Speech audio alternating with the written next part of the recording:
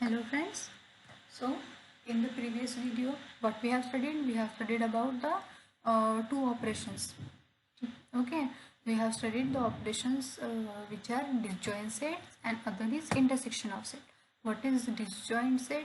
Disjoint sets मतलब ऐसा set जिसमें कोई भी कॉमन एलिमेंट नहीं होगा. ठीक है, the set having no common element is called the disjoint set and other one is intersection of two sets.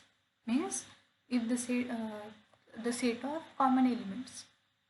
ठीक है, दो सेट्स का जो भी कॉमन एलिमेंट वाला जो सेट बनेगा उसको हम बोलेंगे इंटरसेक्शन ऑफ टू सेट्स. और आज हमें जो थर्ड टाइप है वो पढ़ना है, जो है हमारा union of two sets.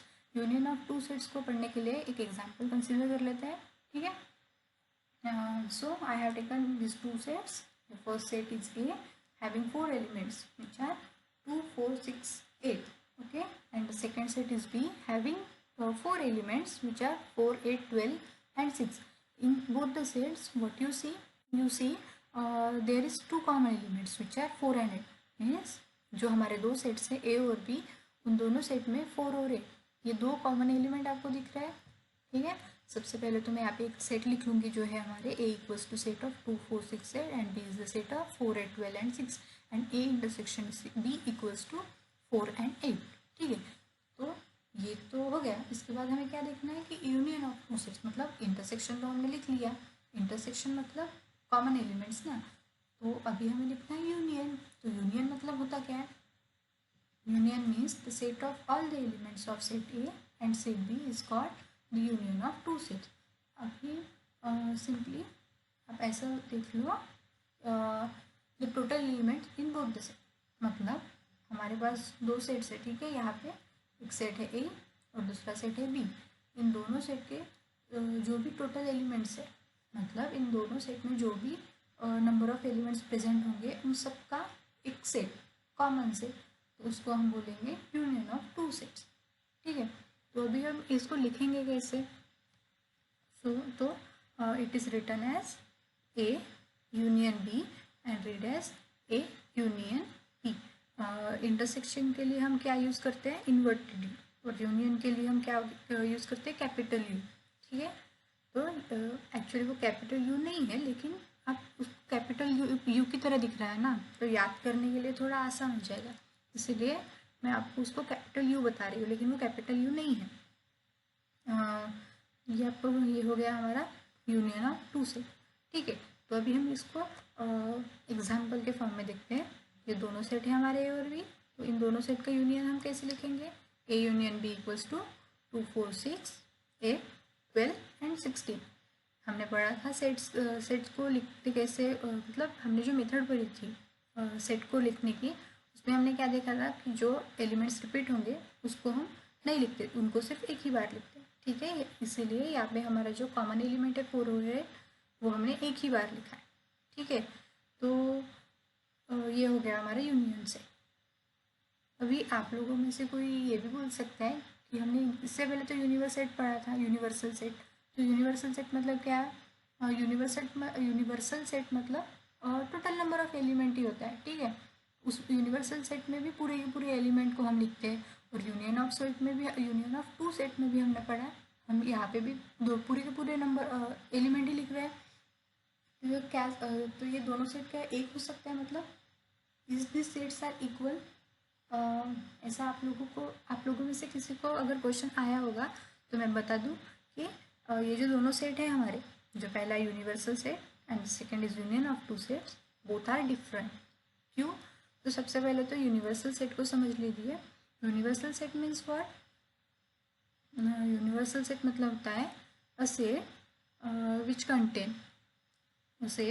Contains all the objects and including itself. मतलब उसमें क्या होता है, जो उसके सबसेट होते हैं छोटे छोटे से, उसके साथ साथ वो पूरा का पूरा खुद का भी एक सेट ही होता है.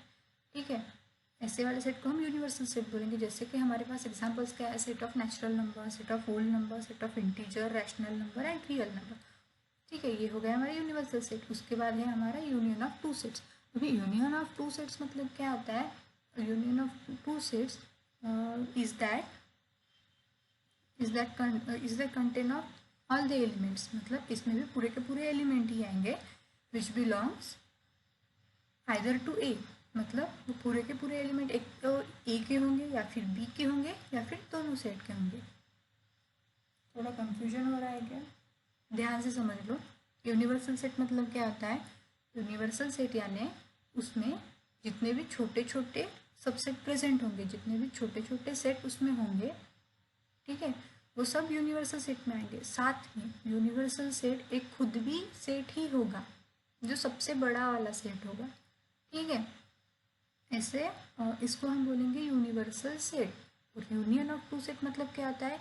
इसका खुद का कोई सेट नहीं होता, ये सिर्फ वही एलिमेंट लिखता है जो हमारे पास गिवन सेट है ना, उसमें जितने भी नंबर्स प्रेजेंट होंगे, जितने भी एलिमेंट्स प्रेजेंट होंगे, उन सबका सेट मतलब ही यूनियन ऑफ टू सेट होता है।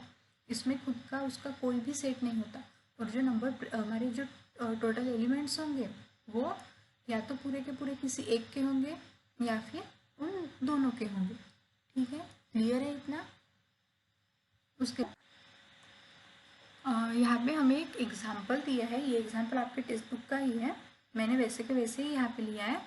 तो हमारे पास वेन डायग्राम में उसका रिप्रेजेंटेशन है, ठीक है। अभी हमें क्वेश्चन में क्या है? Observe the Venn diagram and right the following sets using listing method. मतलब हमें इसको लिस्टिंग मेथड को यूज़ करके लिखना है। लिस्टिंग मेथड में हम क्या लिखते हैं? लिस्टिंग मेथड में हम नंबर्स लिखते हैं। अगर रूलर मेथड होगा तो हम इसको जनरल फॉर्म में लिखते हैं, ठीक है। रूलर मेथड को हमें यूज़ नहीं करना, हमें सिर्फ लिस्टिंग मेथड को ही लिखना है। तो पहला सेट क्या है हमारा? सेट ए। उसमें एलिमेंट्स कौन थे? उसमें एलिमेंट्स कौन से हैं? 2, 4, 6, 8, 10। और उसके बाद बी जो सेट है उसमें क्या है? 8, 10, 3, 5, 1, 7। और जो तीन एलिमेंट्स है आप देख सकते हो 9, 11 और 12, वो उन दोनों से बाहर है मतलब। और एक यूनिवर्सल सेट भी है हमारा, रेक्टेंगुलर फॉर्म, मतलब यूनिवर्सल सेट ही होता है, ठीक है।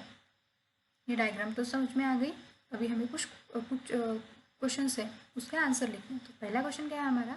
हमें यूनिवर्सल सेट को लिखना है। यू मतलब यूनिवर्सल सेट होता है ना, यू को लिखना है हमें लिस्टिंग मेथड यूज कर। तो यू क्या हो जाएगा हमारा set? You is the set of 1, 2, 3, 4, 5, 6, 7, 8, 9, 10, 11 and 12। आप चेक कर लो, पूरे के पूरे एलिमेंट यहाँ पे मैंने लिख लिए हैं, ठीक है। कोई भी एलिमेंट छूटा नहीं है, ठीक है। तो ये हो गया हमारा यूनिवर्सल सेट। यूनिवर्सल सेट मतलब उसमें पूरे के पूरे नंबर्स ही आ जाएंगे, वो सेट के अंदर के बाहर के सभी से, सभी वाले एलिमेंट, ठीक है। उसके बाद हमें क्या है, क्या लिखना है? सेट ए। सेट ए के एलिमेंट लिखना है। तो सेट ए के हमारे पास क्या एलिमेंट है? 2, 4, 6, 8 एंड 10, ठीक है। वैसे ही बी के हमारे एलिमेंट्स क्या है? 1, 3, 5, 7, 8 एंड 10 हो गए। ये हमारे तीन सेट हो गए। उसके बाद हमें पूछा है A union B. A union B मतलब ए और बी के एलिमेंट्स, ऐसे एलिमेंट जो सिर्फ ए और बी में ही है। इन दोनों सेट में जो एलिमेंट है सिर्फ वही, उनके बाहर वाले एलिमेंट नहीं चाहिए हमें। तो ये सेट क्या हो जाएगा? The set is having elements 1, 2, 3, 4, 5, 6, 7, 8 and 10। यहाँ पे हमने 9, 11 और 12 को नहीं लिखा क्योंकि ये जो तीन एलिमेंट है ये सेट ए और सेट बी के बाहर है, इसीलिए ये तीनों एलिमेंट इसमें नहीं आएंगे, ठीक है। तो आप देख सकते हैं यहाँ पे यूनिवर्सल सेट और यूनियन ऑफ टू सेट का फ़र्क आपको समझ में आ गया होगा। यूनिवर्सल सेट में हम सभी एलिमेंट लिखते हैं, मतलब सेट के अंदर के, सेट के बाहर के दोनों। और यूनियन में क्या होता है? सिर्फ सेट के अंदर के ही एलिमेंट हमें लिखने होते हैं, ओके। उसके बाद हमें लिखना है ए इंटरसेक्शन बी, मतलब कॉमन वाले एलिमेंट। इंटरसेक्शन यानी क्या होता है? इंटरसेक्शन मतलब कॉमन एलिमेंट। हमारे कॉमन एलिमेंट क्या है? हमारे पास दो ही कॉमन एलिमेंट है जो है 8 और 10। उसके बाद हमें लिखना है ए डैश, ठीक है। ए डैश मतलब कौन से एलिमेंट? ऐसे एलिमेंट जो ए में नहीं है पर यूनिवर्सल सेट में है, ठीक है। यूनिवर्सल सेट में तो होंगे लेकिन ए में नहीं होंगे। तो ऐसे एलिमेंट्स कौन से हैं हमारे? ऐसे एलिमेंट्स है 1, 3, 5, 7, 9, 11 एंड 12। आप देख सकते हो इसमें पूरे के पूरे बी के भी एलिमेंट आएंगे, मतलब कॉमन वाला पार्ट छोड़ के पूरे के पूरे बी वाले भी एलिमेंट आएंगे, साथ ही जो बाहर है मतलब दोनों सेट के बाहर जो एलिमेंट है वो भी आएंगे। उसी तरह से बी डैश मतलब कौन से एलिमेंट आ जाएंगे? पूरे के पूरे ए वाले एलिमेंट, कॉमन पार्ट को छोड़ के, और यूनिवर्सल सेट में भी जो प्रेजेंट है वो, मतलब कौन से? 2, 4, 6, 9, 11 एंड 12। उसके बाद हमें क्या है? ए यूनियन बी का होल डैश, सॉरी मैंने यहाँ पे ब्रैकेट नहीं लगाया, टेक्स्ट बुक में देख सकते हो।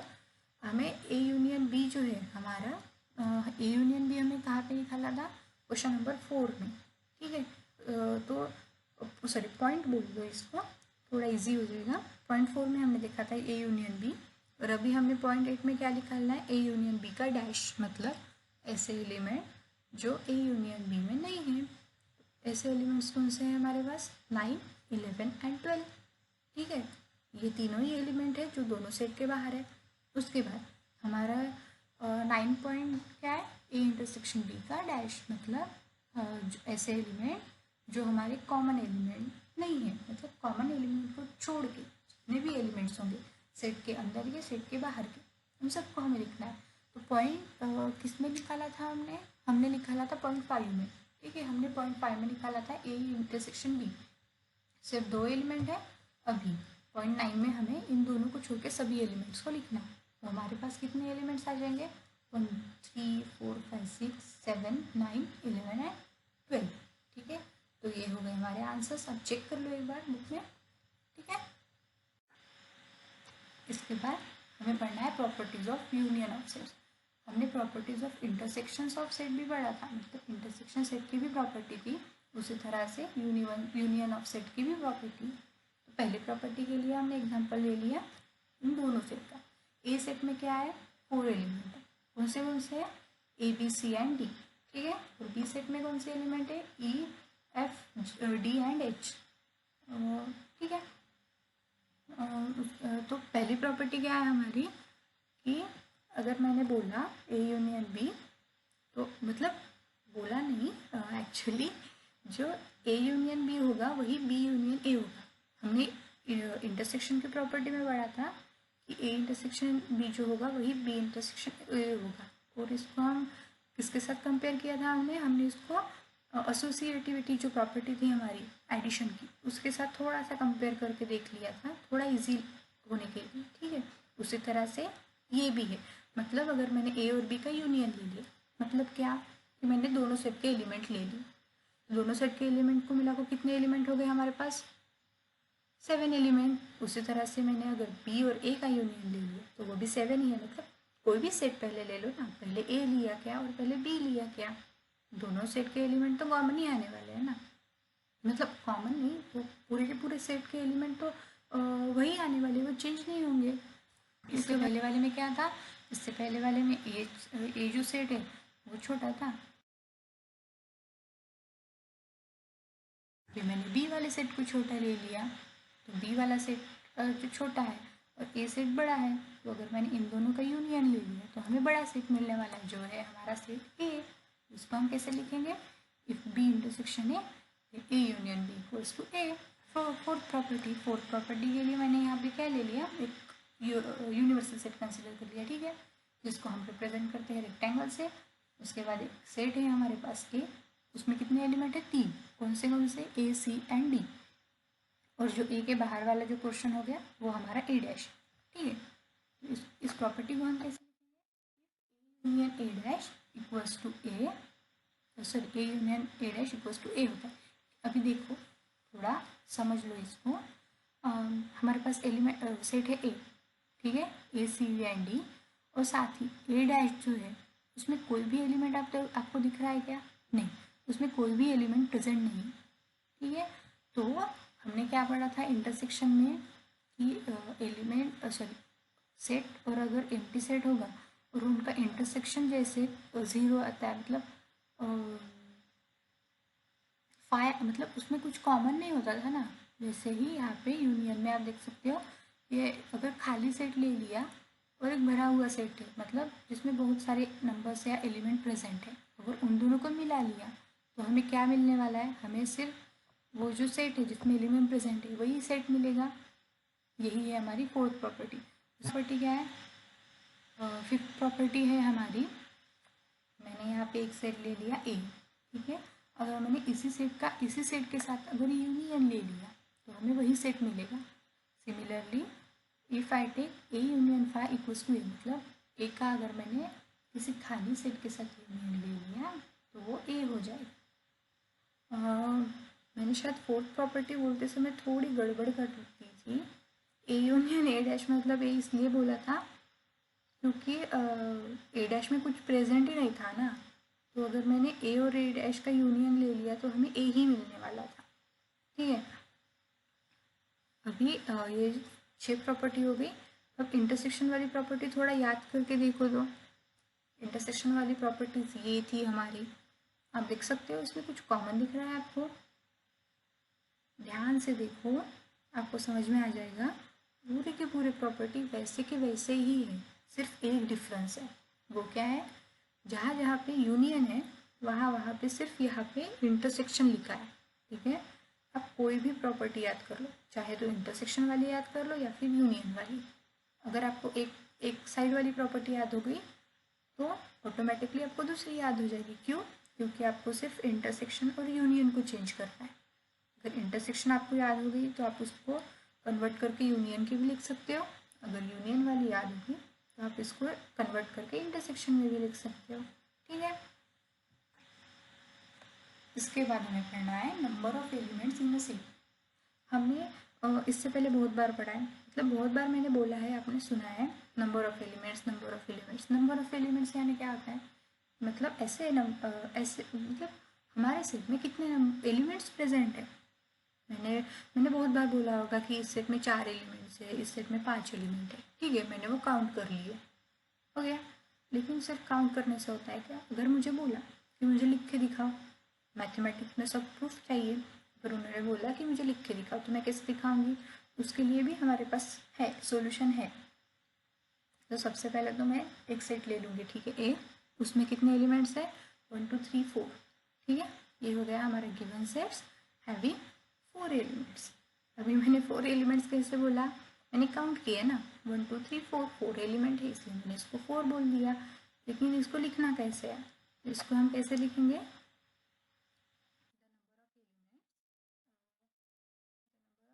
of a set is denoted by or denoted as n of a। ये जो मैंने रेड कलर में आपको दिख रहा है ना, n और ब्रैकेट में जो कैपिटल ए है उसको बोलेंगे हम n of a। ठीक है, n of a मतलब क्या हो जाएगा, हमारे ए सेट में जितने भी एलिमेंट प्रेजेंट है उनका नंबर। ठीक है, तो इसको हम हमारे सेट में कितने एलिमेंट्स हैं, 4 एलिमेंट्स है, तो हमारा n of a क्या आ जाएगा, हमारा n of a हो जाएगा 4। चलो उसी तरह से अगर मैंने एक और एग्जांपल ले लिया क्यू, इसमें कितने एलिमेंट्स हैं, 1 से लेके 9 तक। ठीक है, तो इसको हम कैसे लिखेंगे, n of q equals to 9। मतलब आपके सेट में जितने भी एलिमेंट्स प्रेजेंट होंगे उनका नंबर, मतलब हमारा n of number of element हो जाएंगे। ठीक है, उसके बाद हम पढ़ेंगे number of elements in union and intersection of set. मतलब आपने तो सिंपली नंबर ऑफ एलिमेंट्स तो पढ़ लिया, लेकिन अगर हमें यूनियन का भी नंबर ऑफ सेट निकालना हो, इंटरसेक्शन का भी नंबर ऑफ सेट निकालना हो, तो हम इसको कैसे लिखेंगे, उसके लिए भी हमारे पास सॉल्यूशन है। सबसे पहले तो मैं सेट ले लूँगी। ठीक है, पहला सेट है हमारा ए जिसमें एलिमेंट है 1 2 3, बी सेट जिसमें एलिमेंट है 2 3 4 5। इसका मैंने यूनियन ले लिया जो है 1 2 3 4 5, और इंटरसेक्शन क्या है हमारा 2 3। यूनियन मतलब पूरे एलिमेंट और इंटरसेक्शन मतलब जो कॉमन एलिमेंट है वो। ठीक है, तो अभी हमें क्या देखना है, हमें देखना है इनका number of elements in union, मतलब यूनियन में कितने नंबर ऑफ एलिमेंट है और इंटरसेक्शन में कितने नंबर ऑफ एलिमेंट है, ये हमें देखना है। तो पहली वाली स्टेप हम क्या करेंगे, सबसे पहले वाली स्टेप में हम लिखेंगे N of A and N of B. मतलब क्या हो जाएगा, N of A equals to 3 and N of B equals to 4। ठीक है, सबसे पहले तो हम एन ऑफ ए और एन ऑफ बी को लिख लेंगे, मतलब ए और बी में जितने भी नंबर प्रेजेंट है नंबर ऑफ एलिमेंट्स उनको लिख लेंगे। सेकेंड स्टेप क्या हो गया हमारी, सेकेंड स्टेप में हम N of A union B and N of A intersection B ले लेंगे, जो होगा हमारा 5 एंड 2। ठीक है, आप चेक कर लो एन ऑफ ए कितना है हमारा 3, मतलब ए में 3 एलिमेंट है, करेक्ट है। एन ऑफ बी 4, मतलब बी में कितने एलिमेंट्स है 2 3 4 5, मतलब कितने एलिमेंट्स हो गए 4। उसके बाद N of A union B में 5 एलिमेंट्स है, काउंट कर लो 1 से लेकर 5 तक पूरे एलिमेंट 5 है। ठीक है, और ए इंटरसेक्शन बी में कितने एलिमेंट्स है, 2 एलिमेंट्स है। हो गया, समझ में आ गया। पहले स्टेप में हम क्या लिखेंगे, N of A and N of B. Second step में हम लिखेंगे N of A union B and N of A intersection C. उसके बाद हमें क्या करना है, उसके बाद आप ये देख लो, अगर, ठीक है, अगर मैंने एन ऑफ ए और एन ऑफ बी के जो नंबर हमें मिले हैं उनकी अगर मैंने एडिशन कर ली तो एडिशन, तो वो एडिशन जो होगी वो इक्वल होगी किसके, N of A union B plus N of A intersection C. मतलब अगर मैंने यूनियन और इंटरसेक्शन के नंबर ऑफ एलिमेंट्स की एडिशन कर ली तो वो किसके बराबर होगी, हमारे ओरिजिनल सेट के नंबर के इक्वल के, ओरिजिनल सेट के नंबर्स के एडिशन के इक्वल होगी।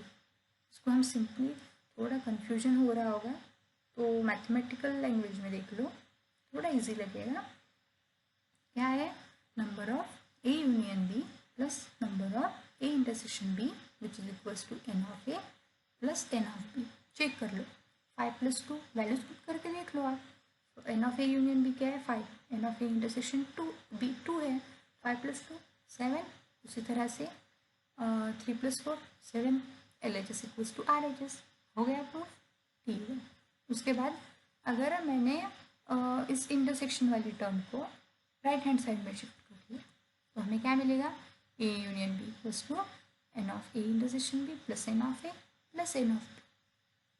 ठीक है, अभी ये जो लास्ट वाला हमें एक ब्रैकेट मिला है और इक्वेशन मिला है, ठीक है, ये हमने फाइंड किया है। Okay, N of A union B equals to N of A intersection B plus N of A plus N of B. इसका हमें यूज़ करना है। ओके, इसका हमें यूज़ कहाँ पे करना है, इसका हमें यूज़ करना है, हमें जो भी वर्ड प्रॉब्लम गिव, मतलब सॉल्व करने है, अभी हमें नेक्स्ट एक्सरसाइज सॉल्व करनी है ना, उसमें जो वर्ड प्रॉब्लम दिए है या फिर जो भी प्रॉब्लम दिए है उसको सॉल्व करने के लिए हम इसका यूज़ करेंगे। इसमें थोड़े थोड़े चेंजेस भी आ जाएंगे तो मैं आपको उसी टाइम पे बताऊंगी, अभी नहीं, आप और कंफ्यूज हो जाएगा, ठीक है।